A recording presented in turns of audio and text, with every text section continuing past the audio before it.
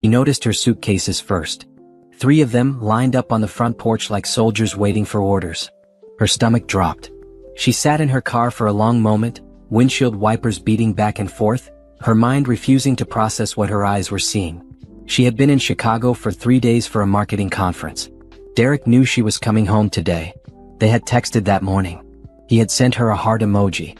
She had sent one back. Naomi turned off the engine and stepped out into the rain. Her heels clicked against the wet pavement as she walked toward the house she had lived in for 5 years. The house where she had planned to raise children. The house where she had painted the kitchen yellow because Derek said it made him happy. The front door opened before she reached the porch steps. Patricia stood there, Derek's mother, wearing her usual expression of thinly veiled disapproval. But today there was something else in her face. Satisfaction. "You can take your things and go," Patricia said. Her voice was flat and cold. Naomi stopped walking. "Excuse me? You heard me." Patricia stepped onto the porch, pulling the door closed behind her. "Derek wants a divorce. We've packed your belongings. You need to leave." The words hit Naomi like a physical blow. "Where's Derek? I want to talk to him." "He doesn't want to talk to you." Patricia crossed her arms. "He's done with this marriage. We all are." Robert, Derek's father, appeared behind Patricia. 2 of Derek's brothers flanked him. They stood there like a wall, blocking her from her own home. "This is my house too," Naomi said. Her voice shook despite her efforts to steady it. "I can't just leave. I live here." Patricia laughed. It was an ugly sound. "Your house. You've been living off my son for 5 years. You're nothing but a burden. A weight around his neck. He deserves better than you. I want to talk to Derek." Naomi pulled out her phone. Her hands were shaking now, rain mixing with something that might have been tears on her face. "He's with Candace," Patricia said, and there was triumph in her voice now. "You know Candace, don't you? She went to high school with Derek. Her father owns the car dealerships on 5th Avenue. That's the kind of woman Derek should have married. Not someone like you." The words kept coming, but Naomi had stopped hearing them. She dialed Derek's number. It rang once, then went to voicemail. She tried again. Same thing. He had rejected her call. "Just take your things and go," Robert said. His voice wasn't as harsh as Patricia's, but it wasn't kind either. "Make this easy on everyone." "Easy?" Naomi heard herself say. "You want me to make this easy? You've been a burden long enough," Patricia continued. "Derek built his business from nothing and you've just been hanging on, reaping the benefits. It's time you stood on your own 2 feet. Something in Naomi went very quiet then. Very still. She looked at Patricia, really looked at her. At the expensive coat she was wearing. At the jewelry on her fingers. At the satisfied smile on her face. "I see," Naomi said softly. She walked past them, her shoulder brushing Patricia's arm. She climbed the porch steps and reached for the door handle. Robert moved to block her. "You can't go in there," he said. "I need my documents," Naomi said. "My personal papers. Unless you packed those too?" Patricia and Robert exchanged a glance. "Fine," Patricia said. 5 minutes. Robert will go with you." Naomi walked through the house she had helped decorate. The furniture she had helped choose. The photographs on the walls that showed a happy couple who didn't exist anymore. Robert followed her like a security guard escorting a criminal. She went to the home office. Her file cabinet was still there. She pulled out folders methodically. Bank statements. Investment documents. Partnership agreements.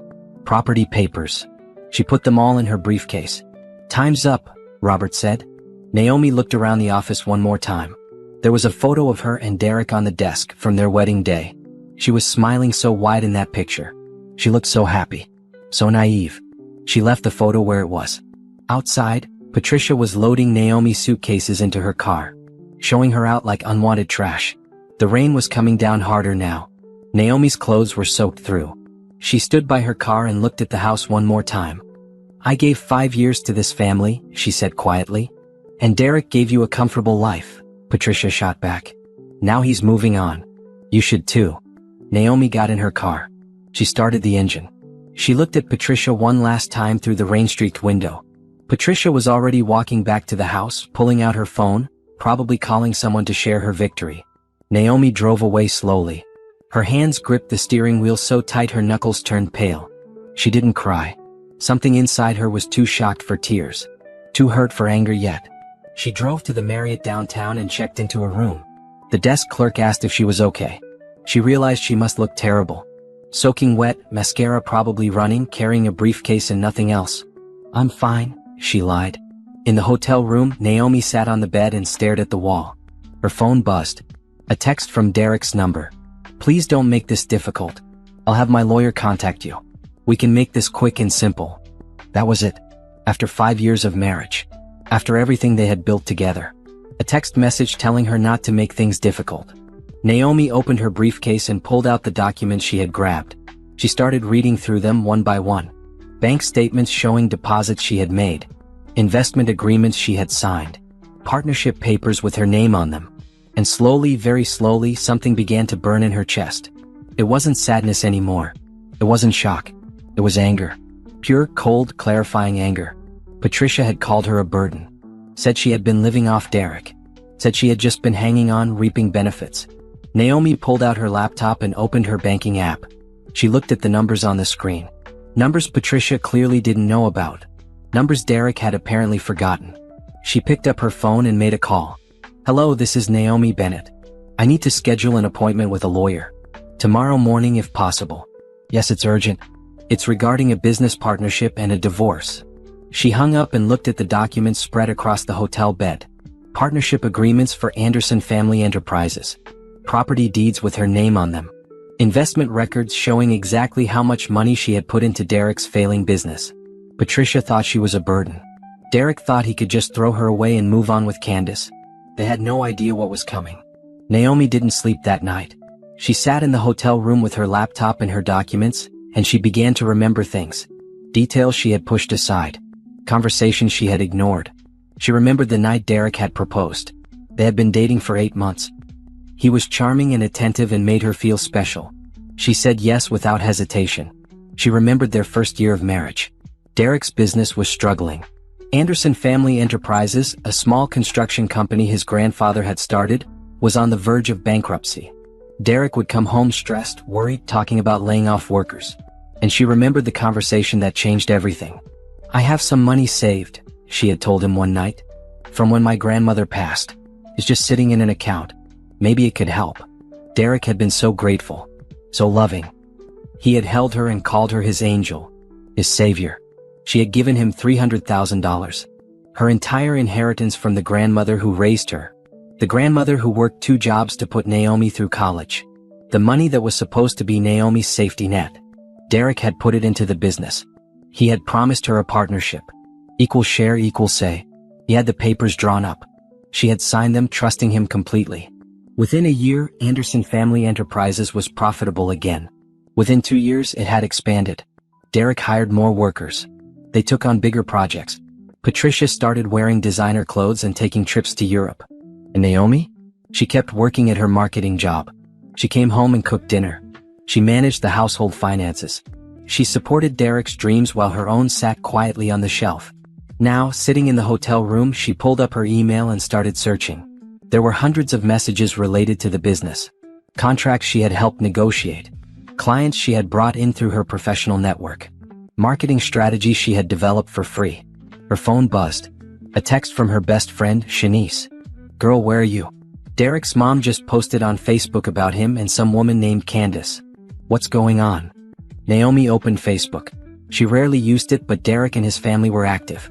She scrolled through Patricia's profile and felt sick. There were photos. Derek and Candace at a restaurant.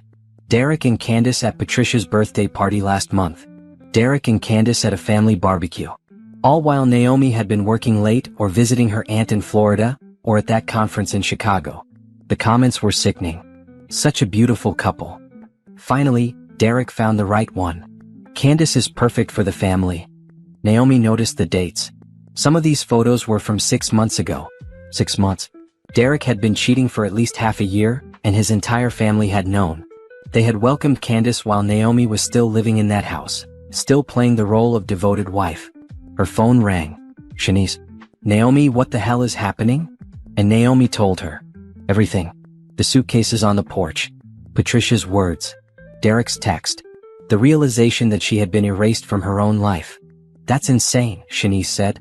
Her voice was shaking with anger. "You can't let them do this. You need to fight back." I am," Naomi said quietly. But not the way they expect. She hung up and continued her research. She looked up Candace's social media. The woman was beautiful in a conventional way. Long blonde hair, perfect makeup, always posed just right. Her father owned 3 car dealerships. Her family had money. Old money from the look of it. Patricia would love that. Patricia had never thought Naomi was good enough. Too ambitious. Too independent. Too much of everything Patricia didn't want for her son. Naomi opened a new document on her laptop and started making a list. Every contribution she had made to the marriage. Every dollar she had invested. Every sacrifice she had made. The inheritance, $300,000 invested in Anderson Family Enterprises. The house down payment, $75,000 from her savings. The car Derek drove, $30,000 she had paid when his credit was too poor to get a loan. Her grandmother's wedding ring, melted down and remade into the ring Derek had given Patricia for her anniversary. Client contracts, at least $200,000 in business she had brought to Anderson Family Enterprises through her professional connections. The numbers added up, and up, and up. By morning, Naomi had a figure. Conservatively, she had contributed over $500,000 to Derek's life, to his business, to his family's comfort. And Patricia had called her a burden. At 9 a.m., Naomi walked into the law office of Martinez and Associates. Jennifer Martinez was a lawyer Shanice had recommended. Sharp, ruthless, and known for winning difficult divorce cases. "Tell me everything," Jennifer said, pouring them both coffee. Naomi laid out the documents. The partnership agreements. The property deeds.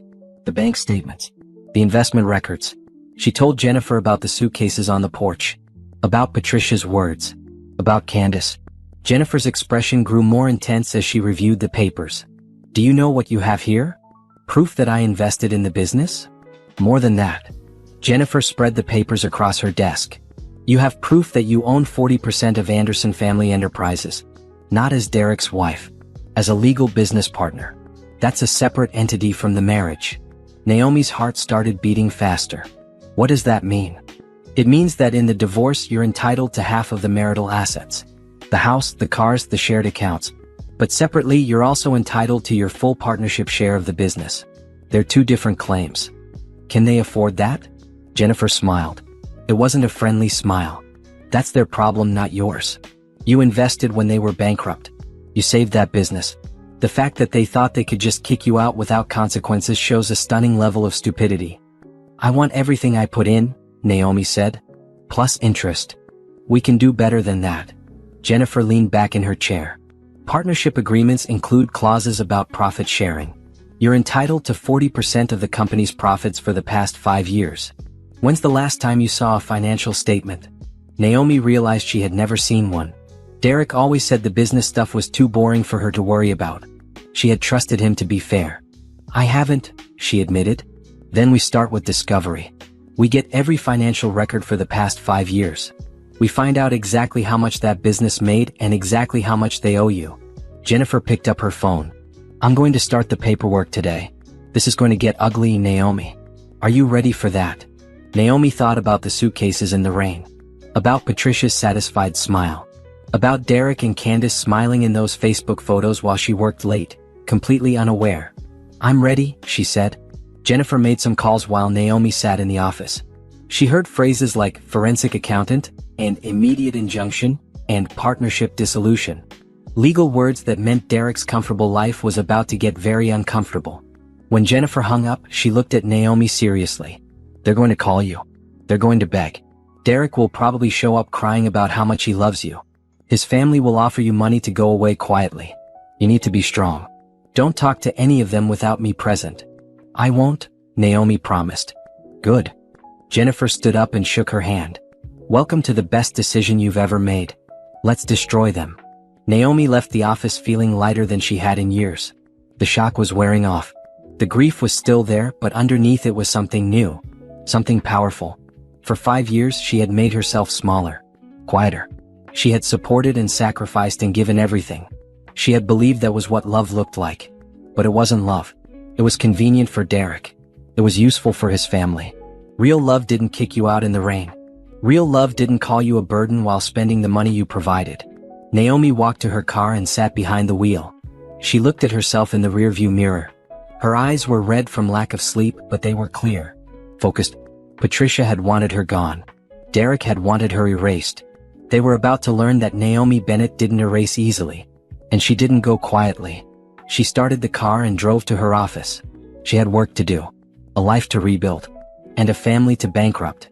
The next 2 weeks passed in a blur of legal paperwork and cold determination. Naomi moved like a machine, efficient and emotionless. She took 2 days off work to organize everything Jennifer needed, then threw herself back into her job with renewed focus. Her coworkers noticed the change. Naomi had always been good at her job, but now she was excellent. She stayed late, volunteered for difficult projects, and brought in 2 new clients in 1 week. Her boss, a sharp woman named Angela, called her into the office. "Are you okay?" Angela asked, concern in her eyes. "You're working like someone who's running from something."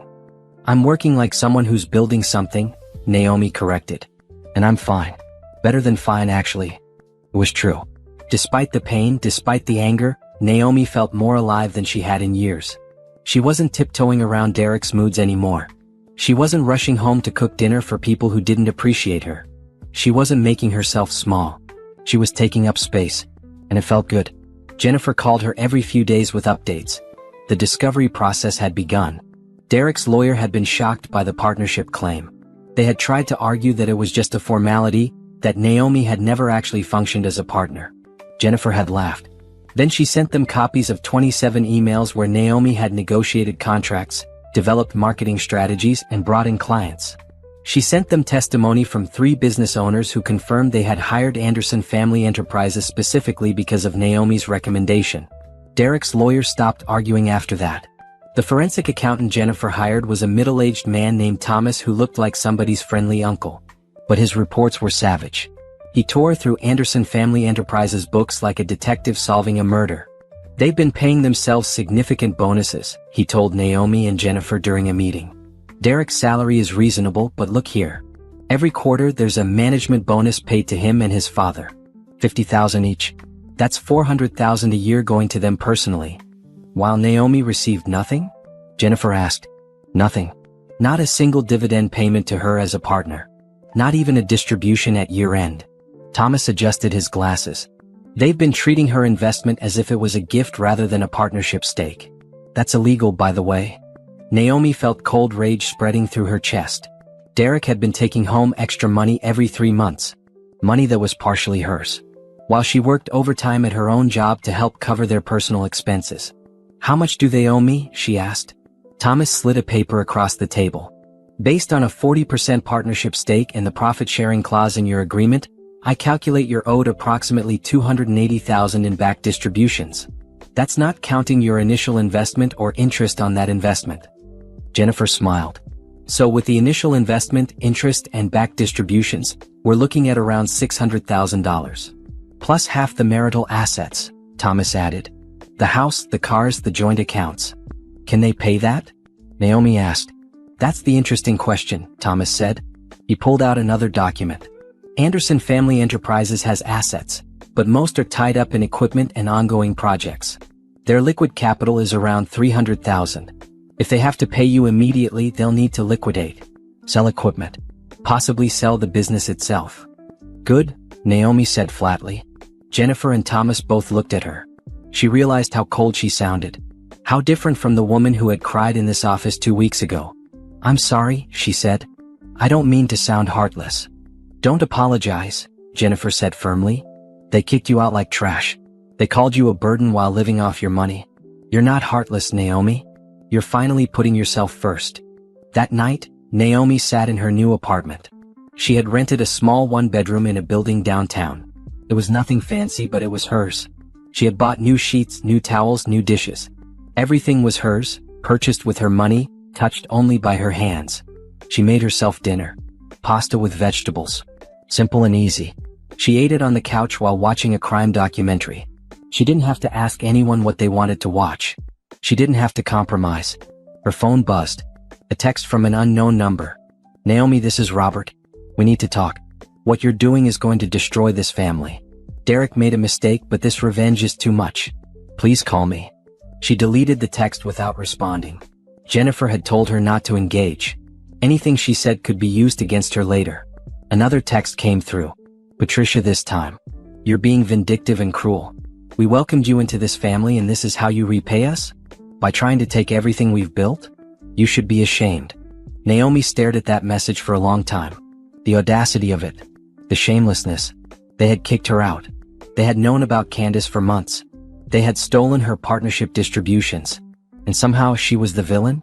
She typed a response. You're right. I should be ashamed.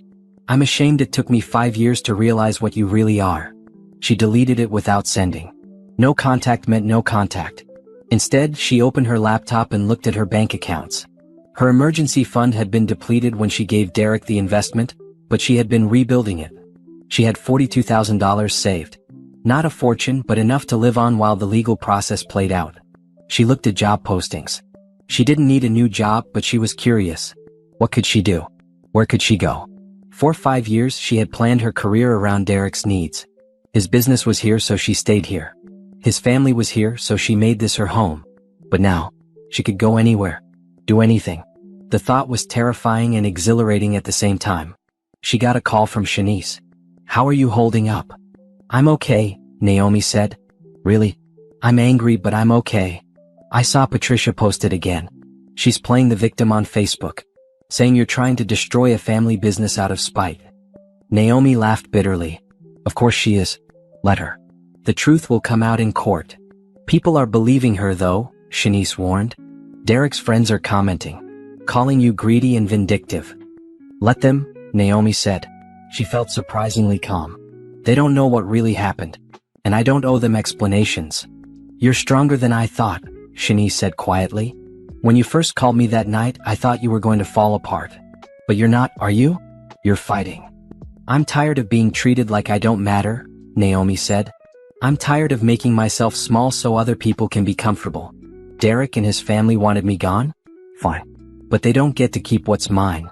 After she hung up, Naomi opened the folder of documents she had assembled. Every receipt, every contract, every email. She had created a timeline of her entire marriage, documenting every contribution she had made. It was damning. And it was true. She had receipts for furniture she bought, emails confirming client contracts she secured, bank statements showing deposits she made, a paper trail of a woman who gave everything and got nothing in return. Jennifer had copies of all of it. So did Thomas. Derek's lawyer had copies too, and Naomi imagined him looking through them, realizing how badly his client had screwed up. Because the thing about the truth was this: it didn't care about feelings. It didn't care that Patricia thought Naomi was beneath them. It didn't care that Derek wanted to move on with Candace. The truth was simple. Naomi had invested $300,000 in a failing business and saved it. She was a legal partner entitled to profit distributions. She had never received them. That was theft, plain and simple. And now the bill was coming due. Naomi closed her laptop and looked around her small apartment. It wasn't much yet. She hadn't hung pictures or bought real furniture. But it was peaceful. Quiet. Hers. She thought about the house on Maple Street. The yellow kitchen. The photographs on the wall. The life she thought she was building. It had all been an illusion. A pretty lie. This apartment, with its bare walls and basic furniture, was more real than that house had ever been. Her phone buzzed again. Derek, this time. We need to talk. Please. I know I hurt you, but this legal action is too much. Can we meet? Just the two of us. We can figure this out like adults. Naomi read the message twice. Like adults. As if she was the one being childish. As if she was the one who had destroyed their marriage. She typed, have your lawyer contact my lawyer. That's the only communication I'll accept. She sent it before she could second-guess herself. Then she blocked Derek's number. She blocked Patricia. She blocked Robert and Derek's brothers. She blocked Candace, even though Candace had never tried to contact her. Clean slate. Fresh start. Tomorrow Jennifer would file the official claim. The paperwork demanding payment of the partnership debt. The beginning of the end for Anderson Family Enterprises. Naomi should have felt guilty. Part of her expected to. These were people she had called family for 5 years. Derek's nieces and nephews would be affected. Workers might lose jobs. But when she closed her eyes, all she saw were those suitcases on the porch. All she heard was Patricia calling her a burden. They had made their choice. Now they would live with the consequences. Naomi turned off the lights and went to bed. For the first time in 2 weeks, she slept soundly. No nightmares. No tears. Just the deep, peaceful sleep of someone who knows they're doing the right thing. The legal notice was delivered to Anderson Family Enterprises on a Tuesday morning. Jennifer had timed it perfectly. Derek was meeting with potential clients. Robert and Patricia were both in the office. The entire family was together when the process server walked in and handed them the paperwork. Jennifer called Naomi an hour later. It's done. They've been served. How did they react? The process server said Robert went pale. Patricia started yelling at him. Derek called my office 6 times in 20 minutes. I didn't answer. Jennifer sounded satisfied. Now we wait. They have 30 days to respond or settle. Naomi sat at her desk trying to focus on work. She had a presentation to finish for a potential client. A marketing campaign for a new restaurant opening downtown. Normal work. Normal life. But nothing felt normal anymore. Her phone rang constantly that day. Derek called from different numbers. Patricia called from the office line and her cell phone. Even Derek's brother tried. Naomi ignored them all. She had blocked their regular numbers, but they were desperate now, trying anything.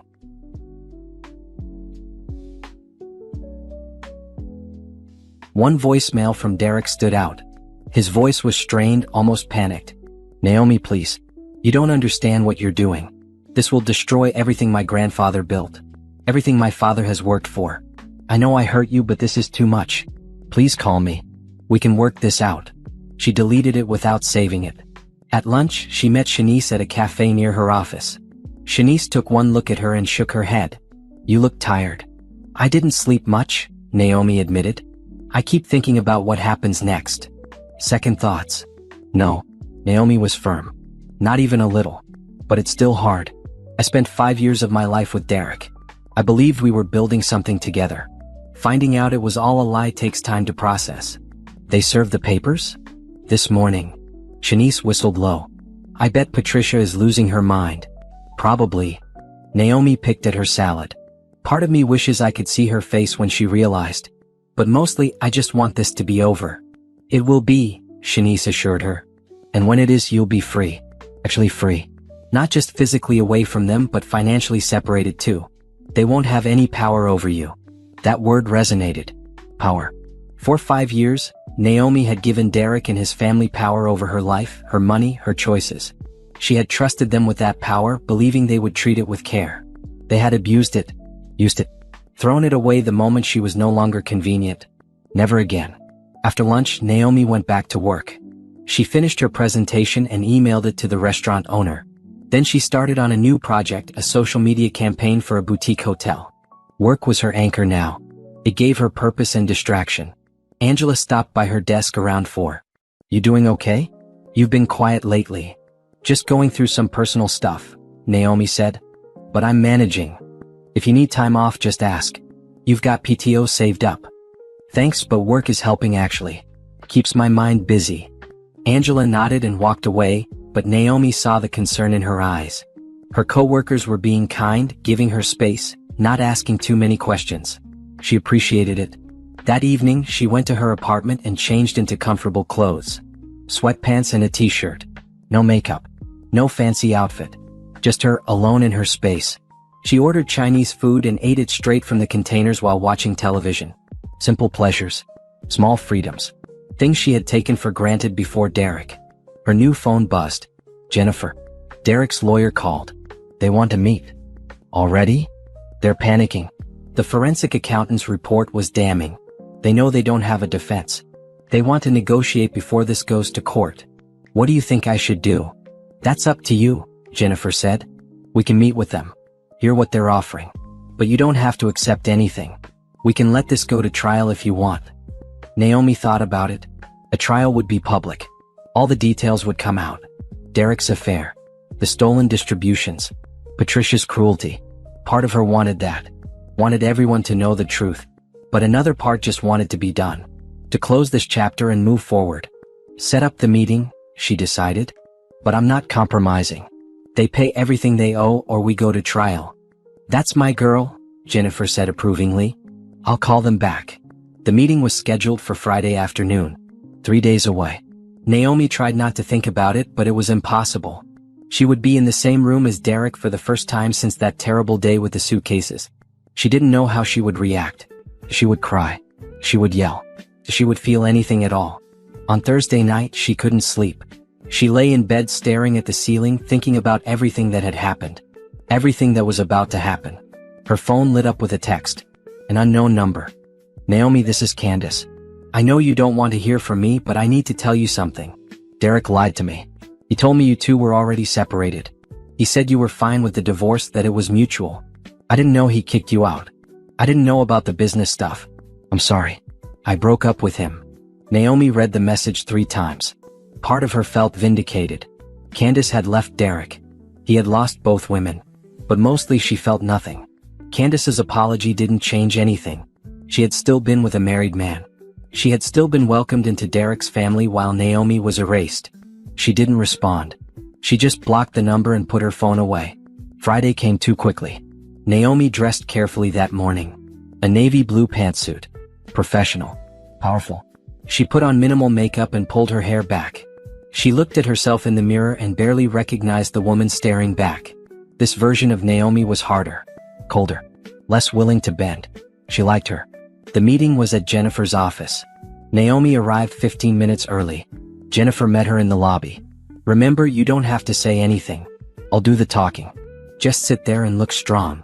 I can do that, Naomi said. They went to the conference room. It was large and intimidating with a long table and leather chairs. Jennifer had set it up deliberately. Power dynamics mattered in negotiations. Derek arrived exactly on time. He walked in with his lawyer, a middle-aged man named Peterson who looked uncomfortable. Behind them came Patricia and Robert. Naomi hadn't expected them. She felt her stomach clench, but she kept her face neutral. Derek looked terrible. He had lost weight. There were dark circles under his eyes. His hair needed cutting. He looked like a man who hadn't slept in days. Good, Naomi thought coldly. Now he knows how it feels. Patricia looked furious. Her face was tight with barely controlled rage. She glared at Naomi with pure hatred. Robert just looked tired. Defeated. They all sat down. Derek tried to catch Naomi's eye. She looked at the wall behind him instead. Let's begin, Jennifer said crisply. You asked for this meeting. What are you offering? Peterson cleared his throat. My clients acknowledged that there was a partnership agreement. However, they believe Ms. Bennett's claims are exaggerated. The business's success wasn't solely due to her investment. The Anderson family's hard work and expertise were significant factors. That's not what we asked, Jennifer said. We asked what you're offering. Not your opinion on who deserves credit. Peterson pulled out a document. We're prepared to offer Ms. Bennett her initial investment back. $300,000. Plus $50,000 for her trouble. That's $350,000 paid out over 3 years. In exchange, she dissolves the partnership and signs a non-compete clause. Jennifer didn't even look at the document. No. Excuse me? No. That offer is insulting. My client is owed $600,000 minimum. That's not negotiable. The only question is whether you pay it voluntarily or we take it through court. Patricia exploded. $600,000. That's insane. We don't have that kind of money lying around. Then sell the business, Jennifer said calmly. Liquidate your assets. File for bankruptcy. I don't care how you get it. But my client is getting what she's legally owed. This is extortion, Patricia hissed. No, this is business, Jennifer replied. Your family entered into a partnership agreement. You violated the terms of that agreement by not paying distributions. You committed fraud. Now you pay the price. Derek finally spoke. His voice was hoarse. Naomi, please. Look at me. She didn't want to. But something made her turn her head. Their eyes met. I'm sorry, he said. I'm so sorry for everything. I was wrong. I was a coward.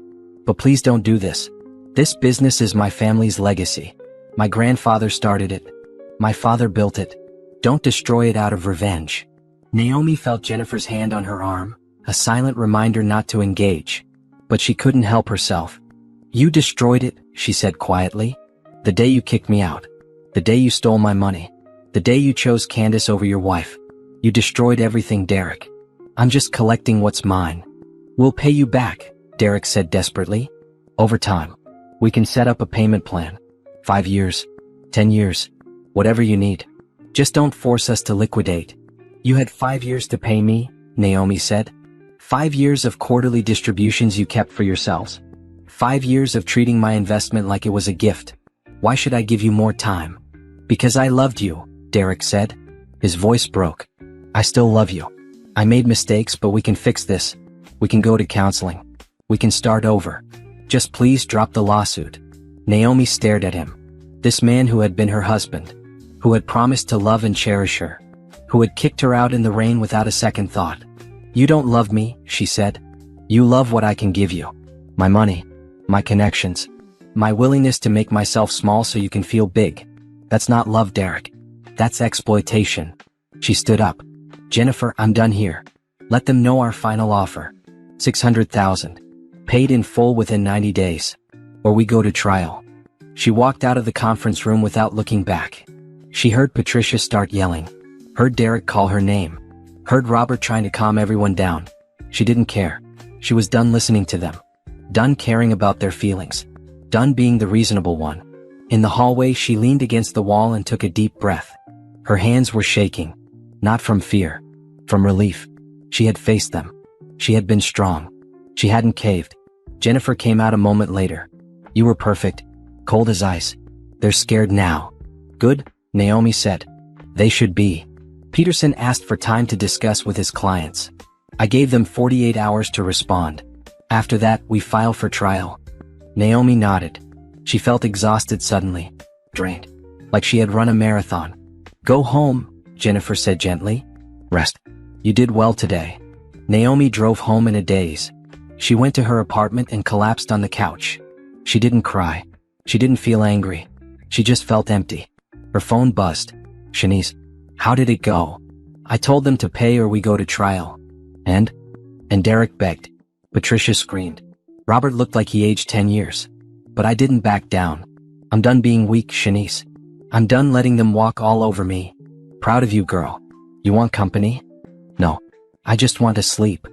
She hung up and closed her eyes. In 2 days she would have her answer. Either they would pay or she would destroy them in court. Either way, Naomi Bennett was taking back her life. The response came on Sunday evening. Naomi was eating dinner when Jennifer called. They agreed, Jennifer said. $600,000. But they're asking for 6 months to pay, not 90 days. They need time to liquidate assets. Naomi thought about it. 6 months was longer than she wanted. But it was also realistic. What happens if they don't pay? We put a lien on the business. On their personal property. If they default, we seize everything. The business, their homes, their cars. Everything. And they agreed to that? They don't have a choice. Peterson knows they'd lose in court. This way they at least have a chance to pay without a public trial. Okay, Naomi decided. 6 months. But I want monthly payments. $100,000 a month. If they miss even one payment, we seize immediately. I'll draw up the agreement. They'll sign it this week. After Jennifer hung up, Naomi sat in silence. She had won. In 6 months she would have her money back. Plus interest. Plus damages. Everything Derek and his family had stolen from her. But victory felt hollow. She had spent 5 years loving Derek. Building a life with him. And it had all been worth exactly $600,000 in the end. That's what their marriage amounted to. A business transaction that went bad. She wondered if Candace knew. If she understood that Derek had been willing to throw away his wife for a woman whose only real value was her family's money and social standing. Probably not. Women like Candace probably thought it was romantic. That Derek had chosen her out of love, not calculation. The first payment was due on March 1st. Naomi marked it on her calendar. $100,000. The first installment of her freedom. She went to work the next day determined to move forward. She had been treading water for weeks, just surviving. Now it was time to actually live again. Angela called her into the office. I've been impressed with your work lately. The restaurant campaign you designed brought in 3 new clients who wanted similar services. I'm giving you a raise. 15%. And I want you to lead the creative team on a new project. Naomi blinked. I wasn't expecting that. You've earned it. Whatever you're going through in your personal life, you're channeling it into excellent work. Keep it up. A 15% raise. More responsibility. More money. Naomi felt a spark of pride. This was hers. Not because of Derek. Not because of his family. Because she was good at her job. She threw herself into the new project. It was a campaign for a chain of fitness centers opening across the state. Big budget. High visibility. The kind of project that could make her career. She worked 12-hour days. She brainstormed with her team. She created mood boards and slogans and marketing strategies. She forgot about Derek and Patricia and the lawsuit. She forgot about everything except the work in front of her. And slowly she started to feel like herself again. Not the woman who had been married to Derek. The woman she had been before him. Ambitious, creative, unstoppable. 3 weeks later, Jennifer called with news. The first payment is due tomorrow. Peterson confirmed they'll make it on time. Good. But there's something else. Anderson Family Enterprises is struggling. 2 major contracts fell through. Clients are leaving. Workers are quitting. The business is failing fast. Naomi felt a twinge of something.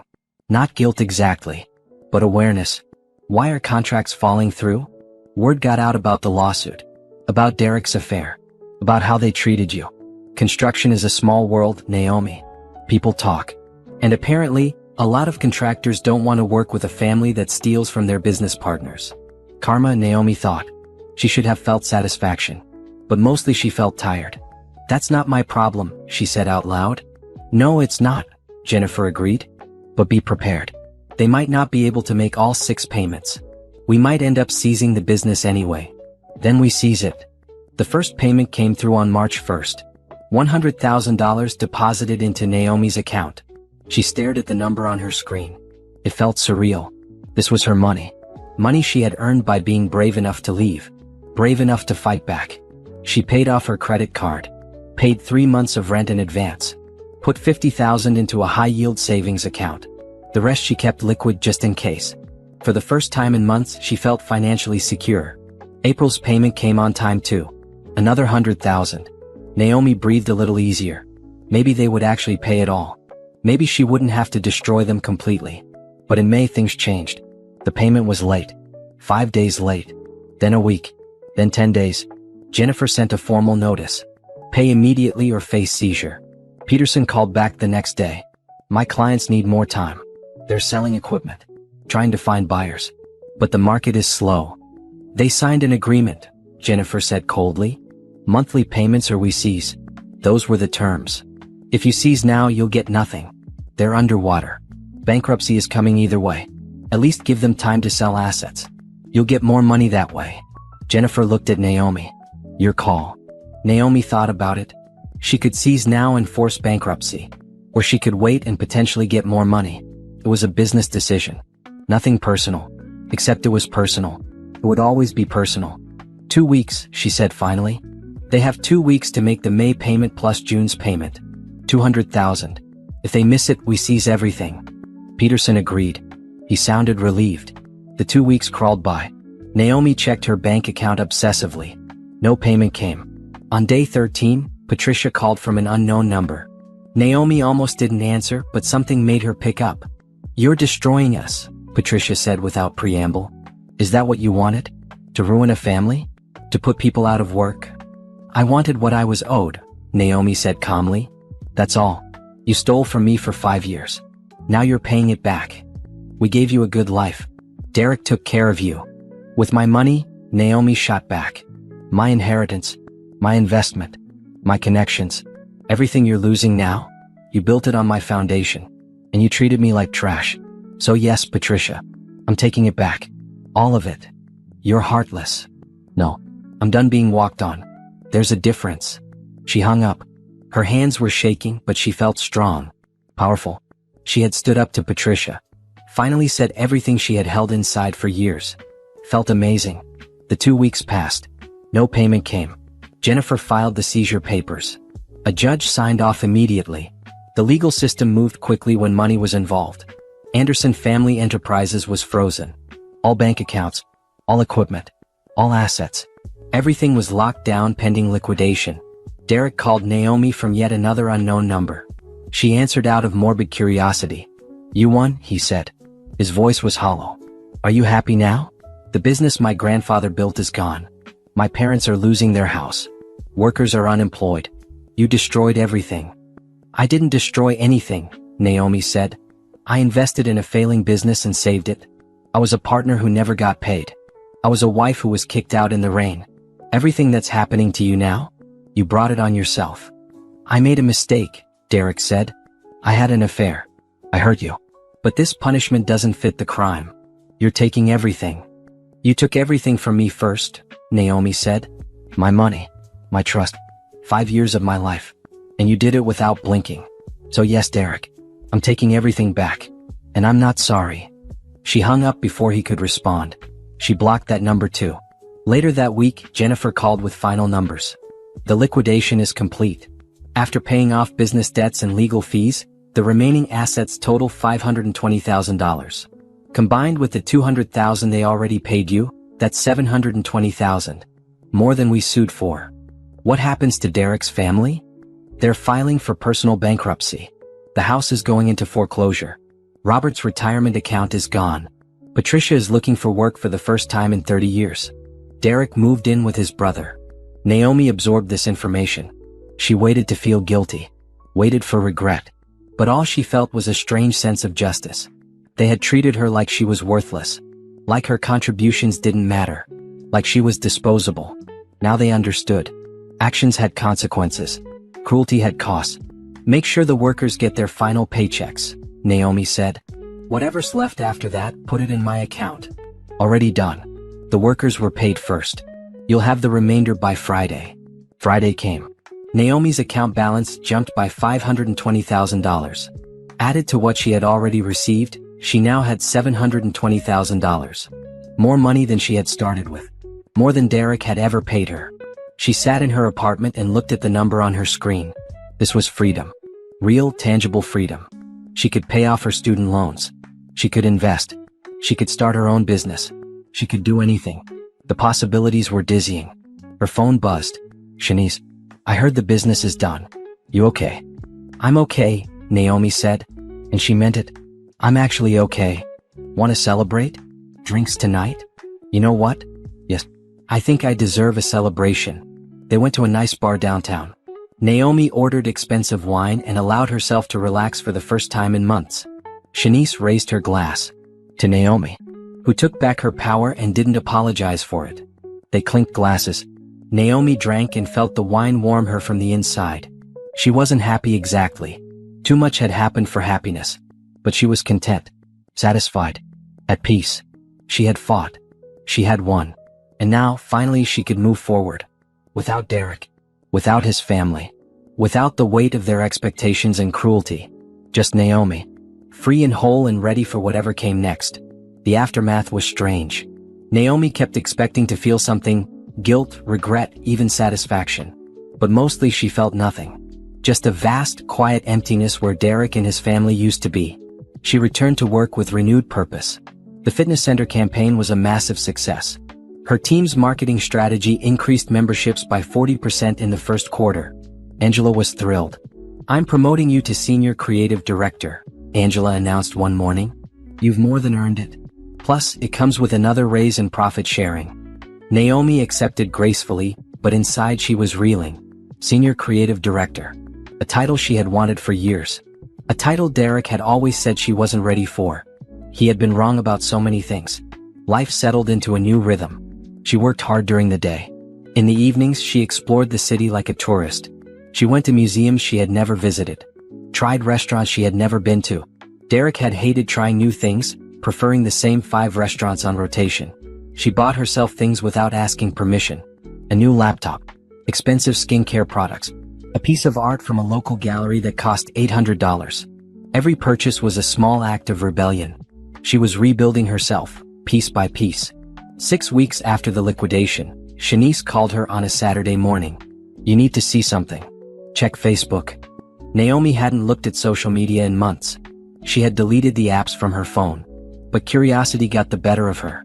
She opened Facebook on her laptop. Patricia had posted a long rant. It was titled, When Vindictive Exes Destroy Families. Naomi read it with a strange detachment. To all our friends and family who have been asking what happened to Anderson Family Enterprises. We were destroyed by a vindictive ex-daughter-in-law who valued revenge over compassion. After my son made a mistake in his marriage, his ex-wife sued us for an outrageous amount of money, forcing us to liquidate a business my father built from nothing. She showed no mercy, no willingness to compromise. Good, hardworking people lost their jobs because of her greed. We lost everything we worked for because she couldn't forgive. I hope she's happy with her blood money. I hope it was worth destroying a family legacy. The comments were a mix of support and criticism. Some people called Naomi terrible names. Others pointed out that if there was a lawsuit, there must have been a legal reason for it. One comment made Naomi smile. If your son and your family didn't do anything wrong, why did she win in court?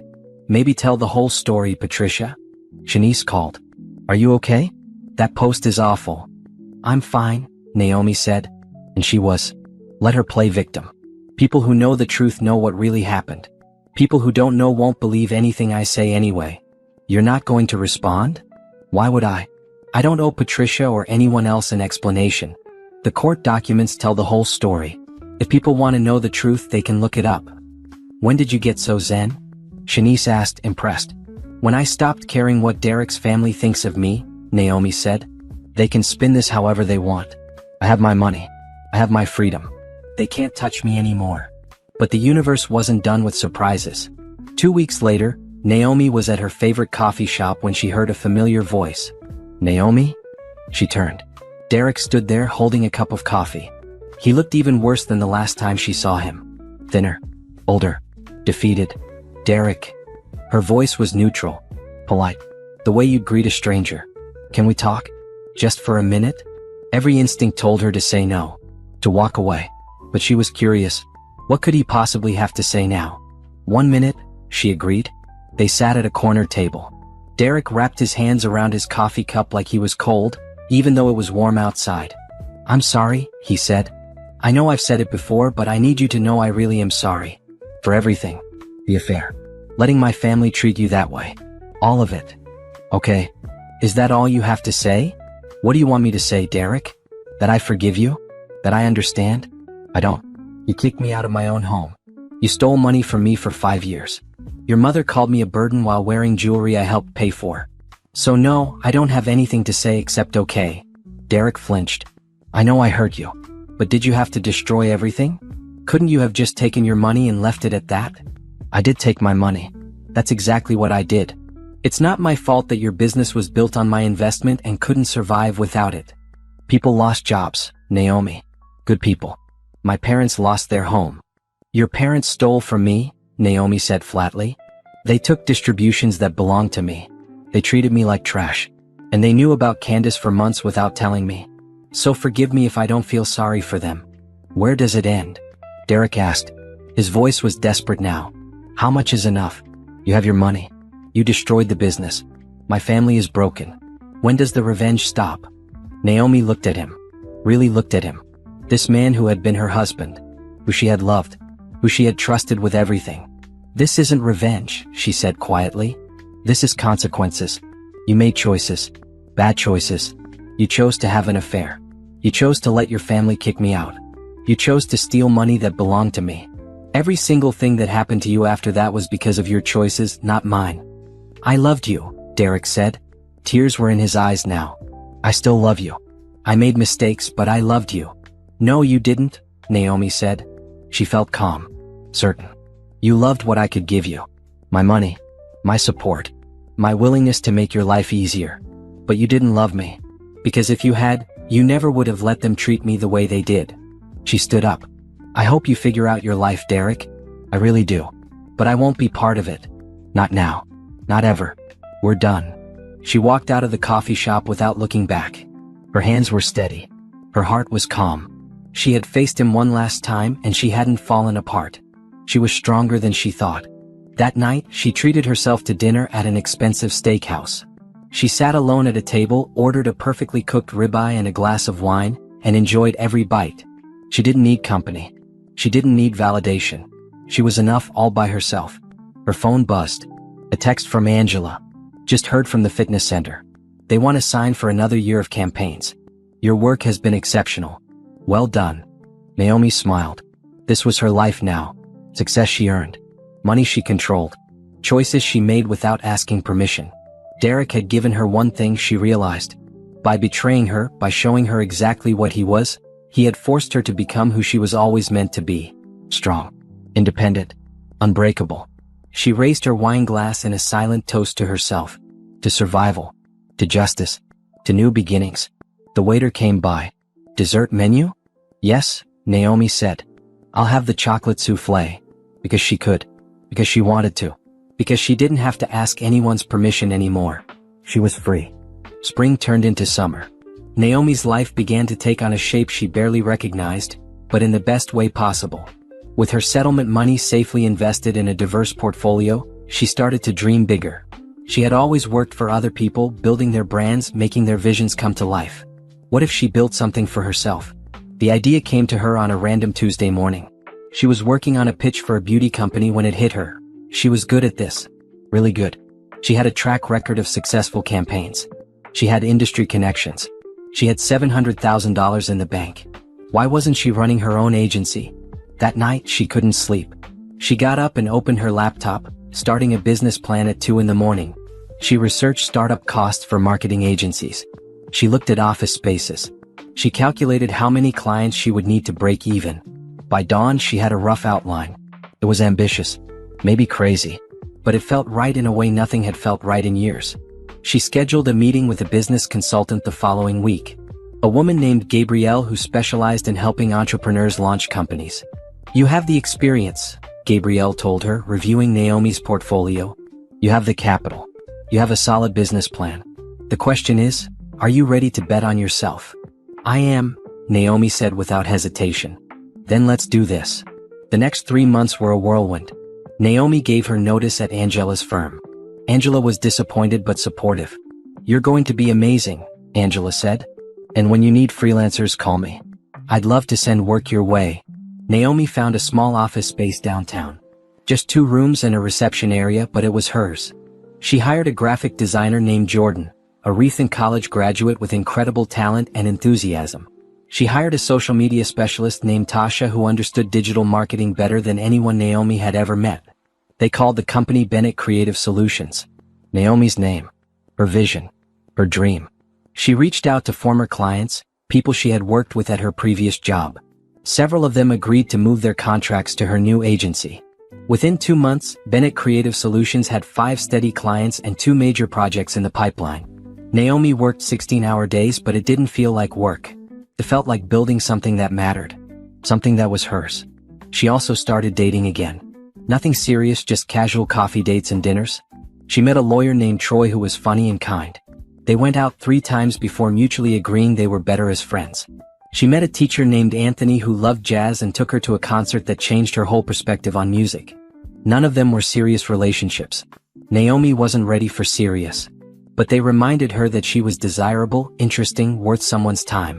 After years of Derek making her feel like she wasn't enough, it was healing to be reminded that she was. She took a solo trip to Paris. The trip Derek had always said was a waste of money.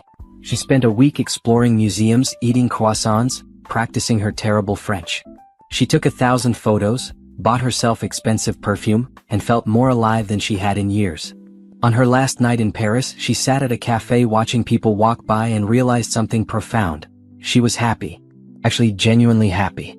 Not content. Not surviving. Happy. She thought about Derek occasionally.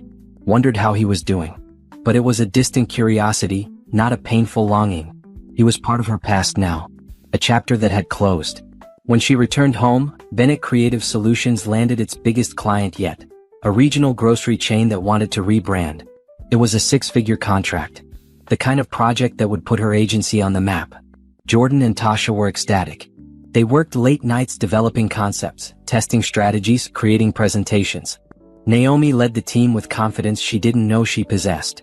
The grocery chain executives loved their pitch. They signed immediately. You're really good at this, Tasha told her after the meeting. Like scary good. Why weren't you running your own company before? I didn't think I could, Naomi admitted. Or maybe I didn't think I deserved to. Well, you do. And we're lucky to work for you. That meant more to Naomi than Tasha probably realized. She moved into a bigger apartment. A 2-bedroom loft with huge windows that let in so much light, it felt like living in sunshine. She decorated it exactly how she wanted. Bold colors. Modern furniture. Art that made her feel something. No compromises. No asking if someone else liked it. Just her taste, her style, her home. She reconnected with old friends she had lost touch with during her marriage. She joined a book club. She started taking a painting class on Tuesday evenings. She built a life that was full and rich and entirely her own. One Saturday, she was at a farmer's market when she saw Candace. The woman looked polished as always, but there was something brittle in her expression. She was alone, browsing vegetables with the focus of someone trying not to think about something else. Naomi almost walked away. But something made her stop. "Candace." The woman turned and her face went pale. "Naomi, I didn't know you'd be here. I live downtown now. I come here every week." Awkward silence. Candace shifted her shopping bag from one hand to the other. "I meant what I said in my text," Candace finally said. "I didn't know he was still married." "Not really. He told me you two were separated." "It doesn't matter now," Naomi said. "And it didn't?" This woman had been a symptom of Derek's problems, not the cause. "I heard about the business. About everything." Candace looked uncomfortable. "I know people think it was brutal, but I get it. They lied to you. They used you." "Yes, they did. For what it's worth, Derek was miserable after I left. He kept calling me begging for another chance. But I could see what he was. A man who wanted someone to save him. I didn't want that job." "Neither did I," Naomi said. "Not anymore." Candace managed a small smile. "You look good. Happy." "I am. I'm glad. You deserve it." They parted ways. Naomi continued shopping, but the encounter stayed with her. Even Candace had seen the truth eventually. Derek was a man who wanted to be rescued. He wanted someone to fix his problems, fund his dreams, make his life easier. He had never wanted an equal partner. He had wanted a support system with legs. That evening, Naomi cooked dinner in her beautiful apartment. She video-called Shanice while she was making pasta. "You look amazing," Shanice said. "Glowing." "I feel amazing," Naomi admitted. "I love my job. I love my apartment. I love my life." "Is that weird? To love your own life?" "Girl, that's the goal. That's what everyone should be aiming for. I just keep thinking about the woman I was a year ago. Married to Derek, living in that house, thinking I was happy. I had no idea how small I was making myself." "You're not small now. You're magnificent." After they hung up, Naomi sat on her balcony watching the city lights. She thought about everything that had happened. The pain, the betrayal, the fight, the victory. All of it had led her here. To this moment, this life, this version of herself. She wouldn't change it. Not even if she could. Because this Naomi, strong, independent, thriving, was worth every painful step of the journey. Her phone buzzed. An email from a potential client. A tech startup looking for a full marketing strategy. Another opportunity. Another chance to build something great. Naomi smiled and started typing her response. The divorce was finalized on a Thursday in October. Naomi signed the papers in Jennifer's office with a steady hand. Derek signed remotely through his lawyer. They didn't see each other. Didn't speak. After 5 years of marriage, it ended with signatures on legal documents. Clinical. Impersonal. Exactly how it should be. "Congratulations," Jennifer said, sliding a final copy across the desk. "You're officially divorced. The house sale went through last week.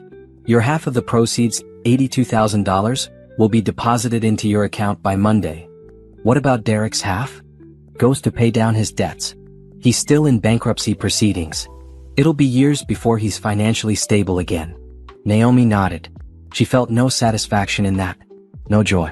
Just a quiet acknowledgement of reality. "There's one more thing," Jennifer said. She pulled out another document. "Derek signed over all rights to any future claims against you. He can't sue you later. Can't come back for more money. Can't contest anything. It's completely finished." "Good." Jennifer studied her. "You're handling this well. A lot of my clients fall apart at this stage." "I fell apart a year ago," Naomi said, "when I found my suitcases in the rain. I don't have any more tears for Derek or his family. I'm just ready to move on." She left the office feeling lighter. She had carried the weight of that marriage for so long. Now it was gone. Dissolved. Behind her, Bennett Creative Solutions was thriving.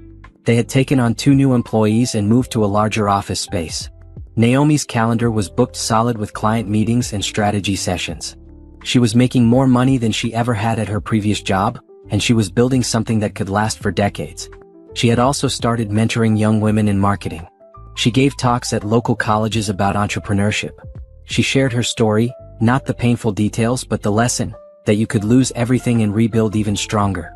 One of her ments, a college senior named India, asked her during a coffee meeting, "What do you wish someone had told you when you were my age?" Naomi thought about it. I wish someone had told me that my value isn't determined by how useful I am to other people. That I don't have to make myself smaller to make someone else comfortable. That saying no is powerful. That leaving is sometimes the bravest thing you can do. India nodded, taking notes on her phone. Also, Naomi added, keep your own bank account. Document everything. And never invest money you're not willing to lose. India laughed. That's specific. I learned it the hard way. 3 weeks after the divorce was final, Naomi received an unexpected call. It was from Robert, Derek's father. She almost didn't answer, but curiosity won. Hello. Naomi. It's Robert. You sounded old. Tired. I hope I'm not bothering you. What do you want, Robert? I want to apologize. For everything. For how we treated you. For what we said. For letting Patricia lead us into such terrible behavior. Naomi sat down. She hadn't expected this. Okay. I know it's too late. I know sorry doesn't fix anything. But I needed you to know that I see it now. How wrong we were. You saved our business. You were good to Derek. And we repaid you with cruelty. I'm ashamed. Thank you for saying that, Naomi said carefully. But it doesn't change anything. I know. I'm not asking for anything. I just wanted you to hear it from me. You deserve better than you got from this family. After he hung up, Naomi sat with the phone in her hand for a long time. Robert's apology was unexpected. It didn't erase what happened, but it acknowledged the truth. Sometimes that was all you could hope for. She thought about calling him back. About saying something kind. But she didn't. Some wounds were too deep for kindness to bridge. Robert would have to live with his regrets and she would live with her freedom. Fair trade. She went back to work, focusing on a campaign for a new boutique hotel opening downtown. Jordan had designed stunning visuals. Tasha had created a social media strategy that was going viral. Bennett Creative Solutions was becoming known for innovative, effective work. Naomi was building a reputation. Her name. Her legacy. Not as Derek's wife. Not as the woman who destroyed Anderson Family Enterprises. As Naomi Bennett, entrepreneur, creative director, businesswoman. That was worth more than all the settlements and apologies combined. One evening she was working late when Tasha knocked on her office door. Boss, you need to see something. Tasha pulled up an article on her laptop. Anderson Family Enterprises officially declared bankruptcy today. The assets were sold at auction. Derek's parents are moving to a smaller house in the suburbs. Derek is working construction for another company now.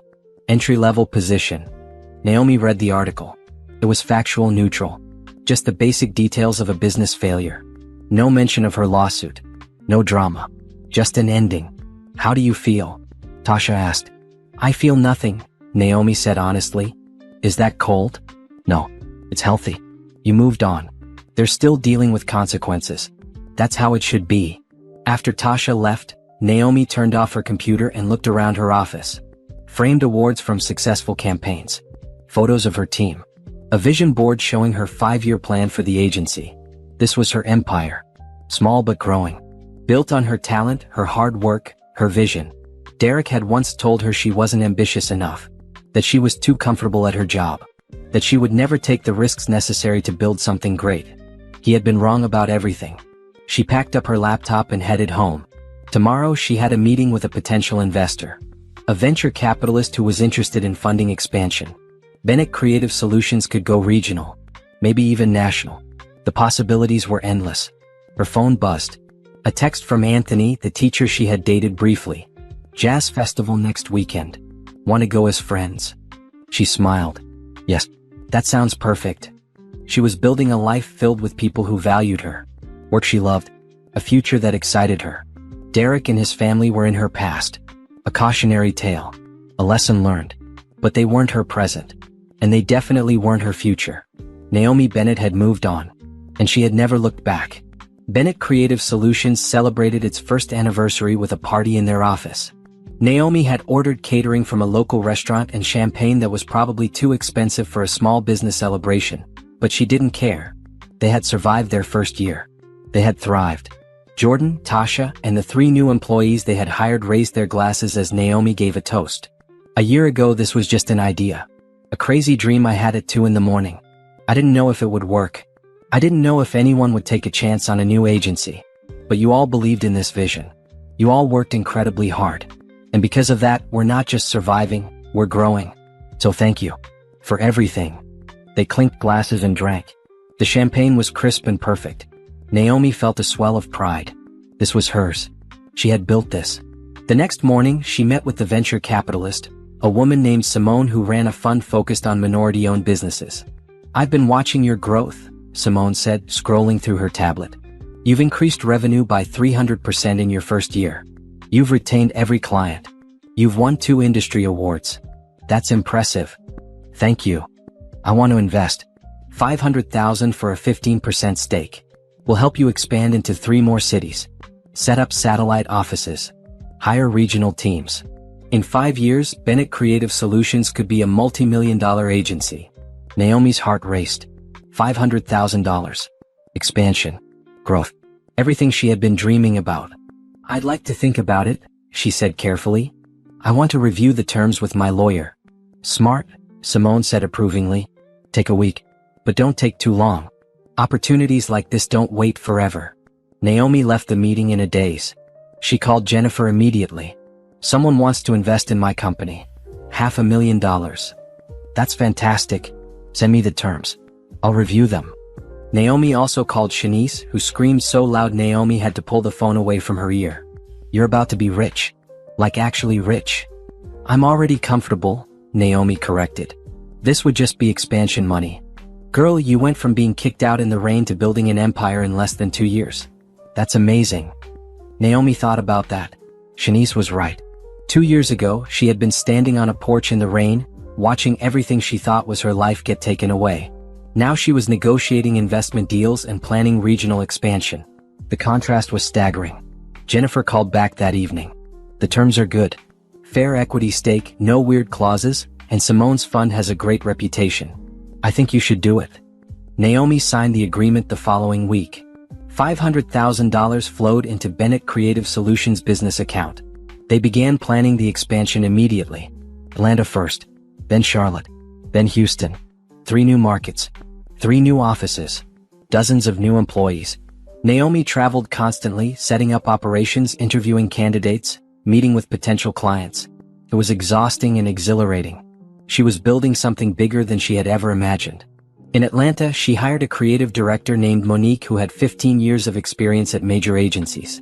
In Charlotte, she found a social media expert named Carlos who had viral campaigns under his belt. In Houston, she recruited a team of designers fresh out of top art schools, hungry and talented.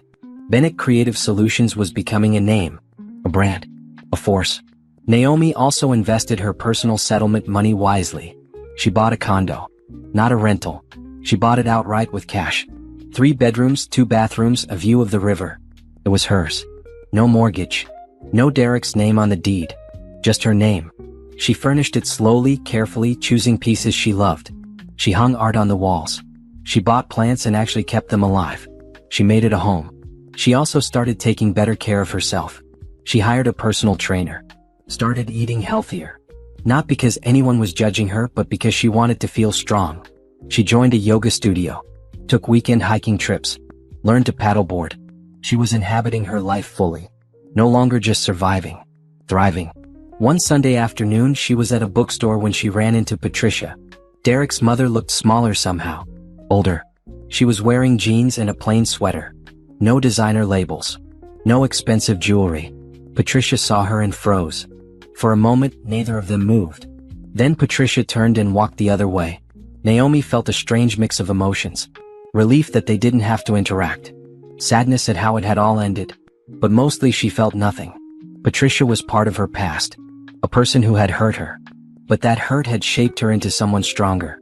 She bought her books and went home, putting Patricia out of her mind. That night, she video called her Aunt Ruth, her father's sister who had helped raise her after her parents died. "Look at you," Ruth said, beaming. "You look happy, baby. Really happy." "I am, Auntie. I really am. Your grandmother would be so proud. You took the money she left you, and even though someone tried to steal it, you fought back. You built something beautiful. That's what she would have wanted."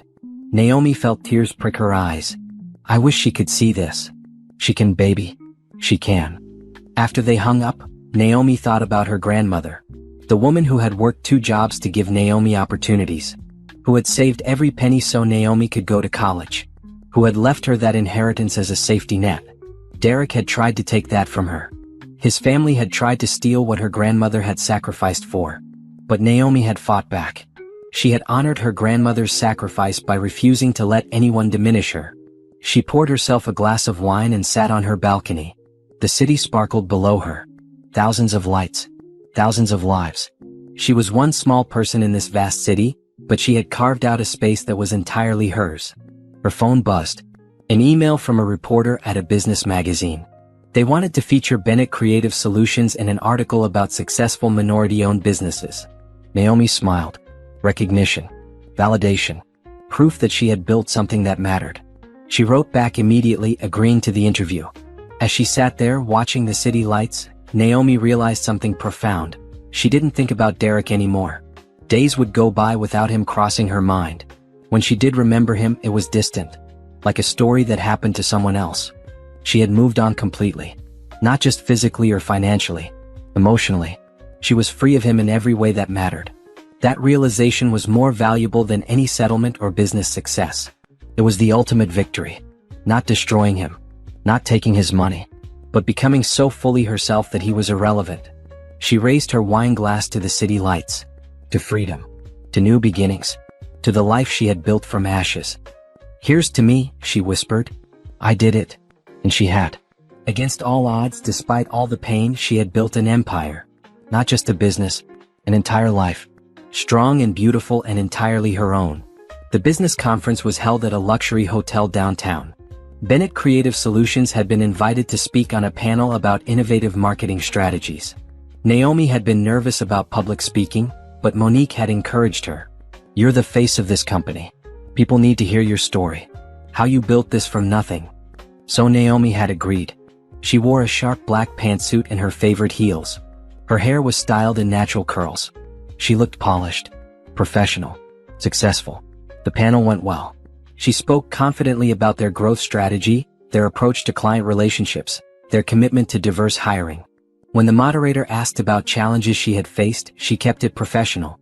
"Starting a business is always risky. But I learned that betting on yourself is the best investment you can make. Even when other people don't believe in you, you have to believe in yourself." The audience applauded. Afterward, several people approached her with business cards, wanting to schedule consultations. She was networking with a potential client when she saw him. Derek. He was across the conference hall, standing near the coffee station. He looked better than the last time she had seen him. Still not great, but better. His suit was off the rack, not the designer labels he used to wear. His hair was starting to thin. He looked tired but not defeated. Their eyes met across the room. She saw him freeze. Saw the recognition dawn on his face. She could have walked away. Could have ignored him.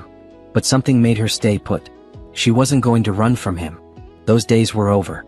Derek approached slowly, like someone approaching a wild animal. "Naomi." "Hi." "Derek." Her voice was neutral. Polite. The voice she used with strangers. "You look amazing. I saw you on that panel. You were incredible." "Thank you." Awkward silence. Derek shifted his weight from foot to foot. "I didn't know you started your own company." "I did. About 18 months ago." "That's great. Really great." He seemed to be gathering courage for something. "Listen, I know you don't want to talk to me. I know I have no right to ask anything of you. But I'm glad I ran into you. I've wanted to say something for a long time." Naomi waited. Not encouraging him but not walking away either. "I was wrong," Derek said. His voice was quiet. "About everything. About the affair. About how I treated you. About letting my family treat you the way they did.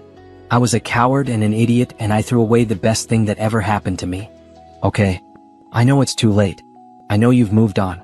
I can see that. You're thriving. You're successful.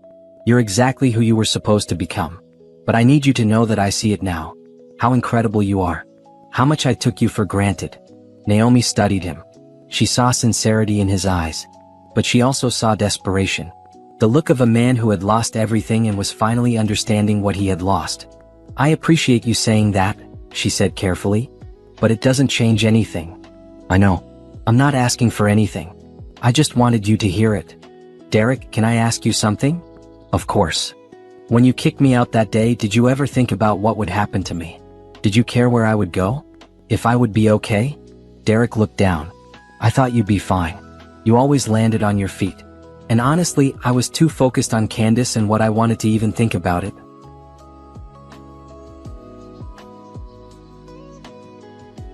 That's what I thought. Naomi nodded. You didn't see me as a person. You saw me as a convenience. Someone who made your life easier. And when I wasn't convenient anymore, you threw me away. Yes, Derek admitted.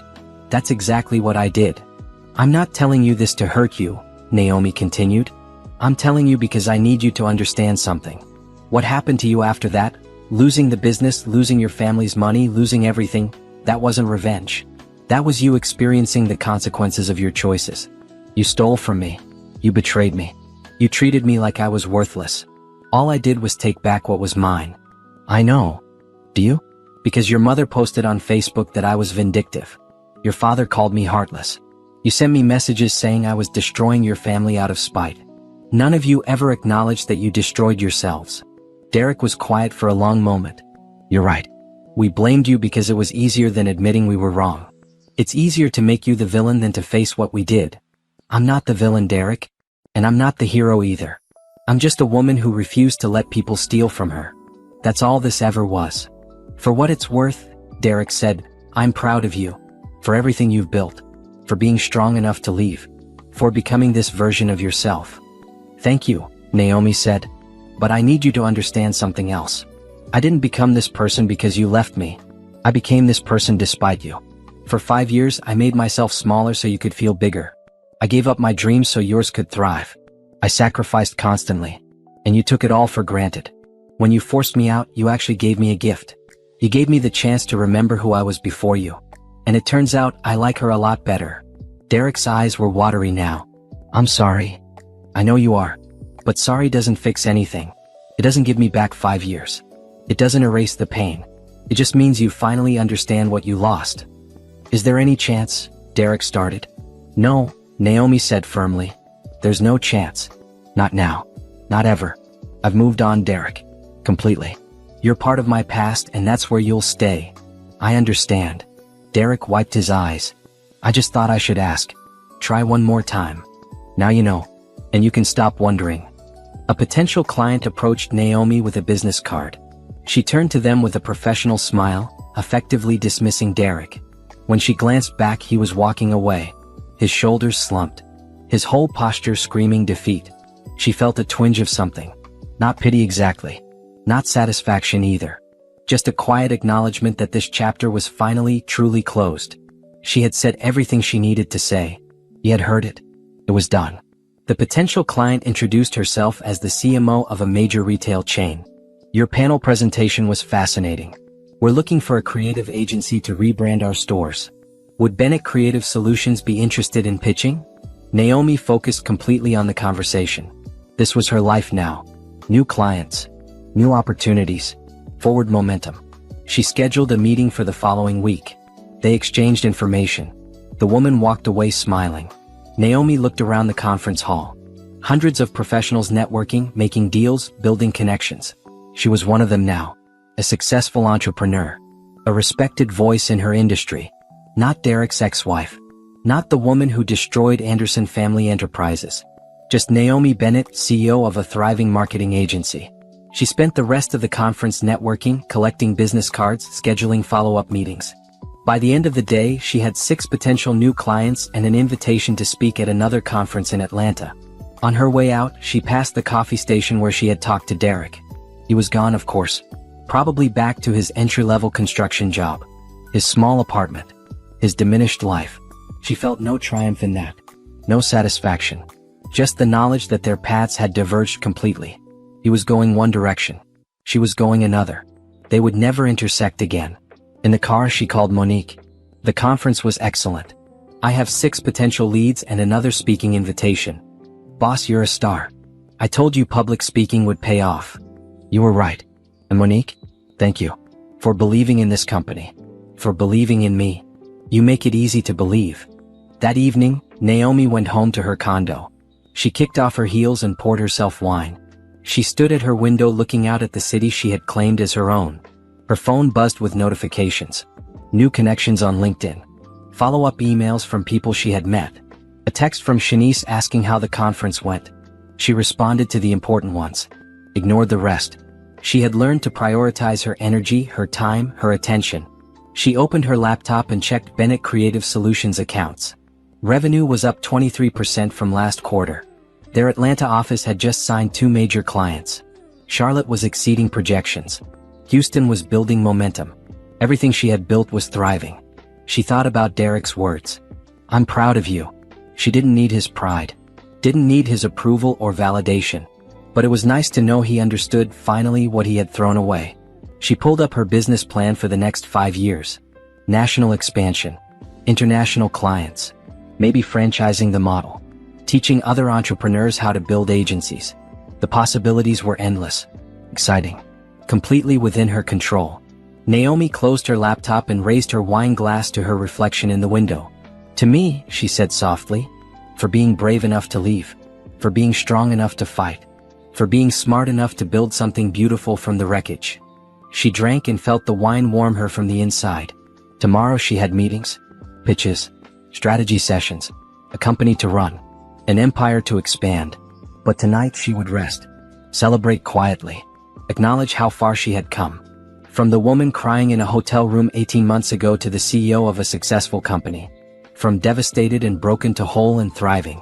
From someone who had lost everything to someone who had built an empire. Derek had said she always landed on her feet. He had been wrong about that too. She hadn't just landed on her feet. She had soared. And she was never coming back down. Naomi Bennett had won. Not by destroying Derek. Not by taking revenge. But by refusing to let his betrayal define her. By choosing herself. By building a life so full and beautiful that he became irrelevant. That was the ultimate victory. And she was